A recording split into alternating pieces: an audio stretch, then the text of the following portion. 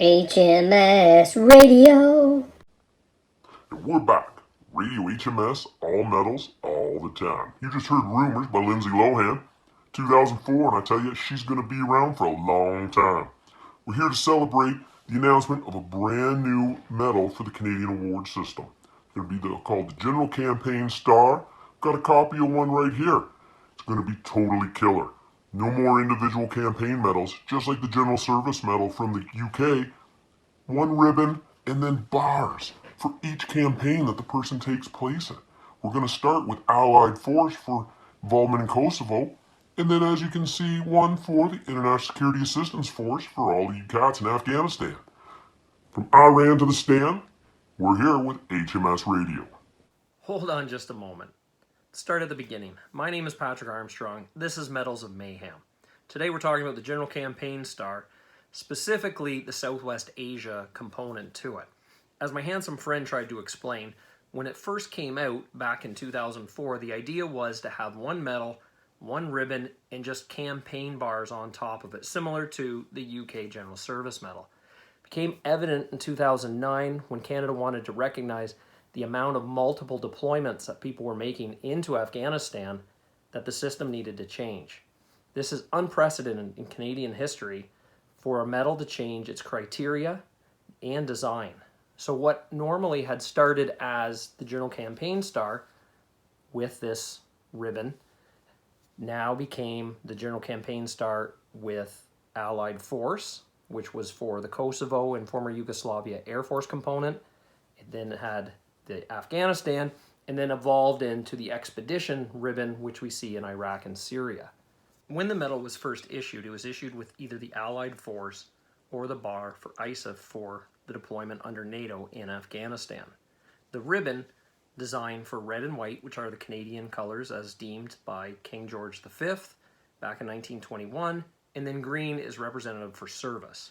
The ribbon is a 32 millimeter wide ribbon, standard in Canada, and the medal itself is actually designed on the 1914-15 star. And as you can see, it's the four cardinal points in the background, north, south, east, and west. Surrounded with wreaths, you have the cross swords, which denotes the Canadian Army, the anchor for the Royal Canadian Navy, and then the eagle flying for the Royal Canadian Air Force. In the back, you have the Royal Cipher, as well as 3 maple leafs, and then you would have the name and the service number and the rank of the person who was awarded to. The suspender is a ring suspender through a ball at the top of the medal. So what is the qualification for the General Campaign Star Southwest Asia? Starts from the 24th of April 2004, goes all the way until the 12th of March 2014 for 30 days service, cumulative service.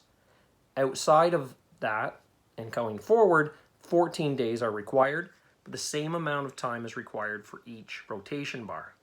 What's a rotation bar? I'm glad you asked. Sidebar. Rotation bar is designed and awarded to a medal to show how many rotations or how many days service that person has served in an area of operations. This changed with the General Campaign Star, and it followed through on its sister medal, the General Campaign Medal, as well as the Southwest Asia Service Medal, and moving forward, all operational service medals fall under the rotation bar system. A rotation bar is awarded for a second tour of 210 days total, 390 days, 570 days, 750 days, 930 days, 1,110 days. A rotation bar being either a silver or a gold bar with a raised side and a maple leaf. Then on the 5th awarding, it would be a raised bar with 5 maple leafs. And on the 6th, it would then carry on with that bar plus a new rotation bar with a single maple leaf going up. For the undress ribbon, there's various devices that can be worn with the General Campaign Star. First and foremost would be a mention in dispatches. If one is awarded a mention in dispatches, it is placed on the top part of the medal as well as on the undress ribbon. To denote rotation bars, for the first rotation bar, a silver maple leaf is worn centered. For a second, it would be a gold, and for a third, it would be a red maple leaf. Going forward from there, into the next bar would be the red maple leaf, closer towards the chest, and then a silver maple leaf. The next bar would be the red maple leaf with a gold, and then red maple leaf, red maple leaf. The General Campaign Star has no post-nominals awarded. One of the questions that gets asked the most is, why are soldiers not issued the Southwest Asia Service Medal alongside with the General Campaign Star? In fact, there was one transition force back when the transition from the United States Central Command Area of Operation Responsibility, say that 3 times fast, over to NATO. During that transition period, the soldiers that served in Canada and served under both commands and earned the 30 days were awarded both. It was a very small few, and the reason why going forward soldiers were not issued both medals is because if they served under the NATO command under ISAF, they were entitled strictly to the General Campaign Star, and those who still served under the United States Central Command Area of Operation Responsibility, I've said it twice, got the Southwest Asia Service Medal. So what does the bar change mean for you if you've been awarded it under the ISAF? In theory, the bar that you were awarded, the ISAF bar, is no longer valid and should be removed from the medal. However, I fully understand as a professional medal mounter that when not wearing a uniform and you're wearing it in retirement on your suit or you're going to Remembrance Day, there are many vets who believe that because they were awarded that bar, that is the bar that's going to stay on the medal. I personally don't have anything wrong with that because it's your blood, it was your sweat and your tears that earned that. And now it's time for Medals of Mayhem mailbag. Question today comes from Hunter in Listowel. How does one get medals? Well, Hunter, that's a good question. There's 3 simple ways to get medals. First is to go and serve overseas. I say simple, usually the mission involved is not so simple and not so easy. However, participation in an operation for a minimum number of days will earn somebody a medal. The next is through long service. So things like police, fire, corrections, Coast Guard, peace officer, paramedic, all have a long service medal, and over a certain number of years, they can be awarded. The third is for doing good deeds. Things like volunteering, meritorious service, and things like that can earn somebody a medal. It is important to note that we earn medals, we don't win medals. This isn't the Olympics. With the exception of the Queen's Champion Shot Medal, all medals in Canada have to be earned and are not won. Thank you for your question, and thank you for watching Medals of Mayhem.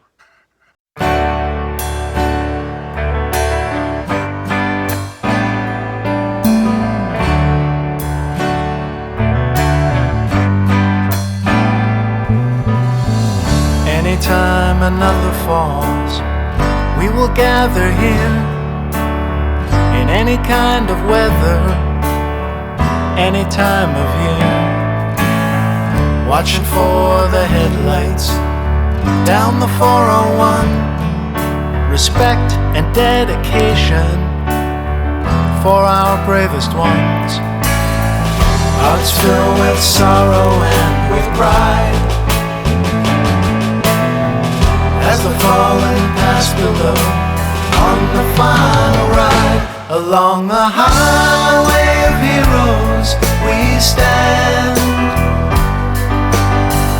in a show of gratitude from right across the land, standing on the bridges faithfully, because you keep our true north strong and free.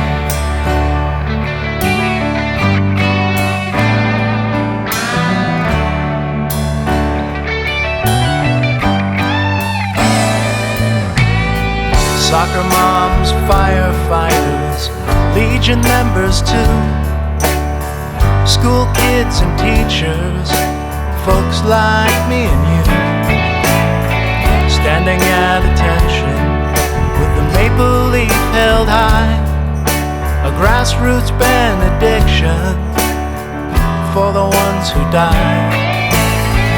You're all our daughters, all our sons, and you make us proud Canadians. Along the highway of heroes we stand, in a show of gratitude from right across the land, standing on the bridges faithfully, because you keep our true north strong and free.